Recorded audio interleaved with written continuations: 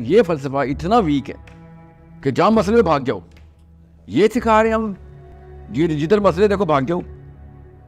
मतलब सोच, ये कोई बात है करने वाली? ये जिसने भी की है, फ़लसफ़े की कमी है। बस लोगों को पास फ़लसफ़ा नहीं आता। अल्लाह ताला उनको फ़लसफ़ा दे कि भाई मसले ठीक करना मुसलमान का बेसिक मेरिट है।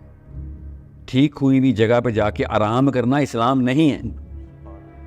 मुसलमान आराम करने आए ही नहीं। हमें पाकिस्तान की बात करें, अल्लाह पाकिस्तान को आसानियाँ दे, हमारे थ्रू, हमारे बच्चों के थ्रू इस्लाम का एक सिस्टम बनाए इधर।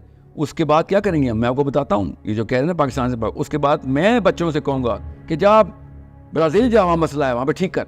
जहाँ न्यूजीलैंड जा, वहाँ पे मसला ठीक कर। श्रीलंका जा, वहाँ पे मसला ठीक कर। वमा लकुम ला तुक़ातिलूना फ़ी सबीलिल्लाह। अल्लाह ताला तो कह रहे हैं जाके जुल्म को ख़त्म करो।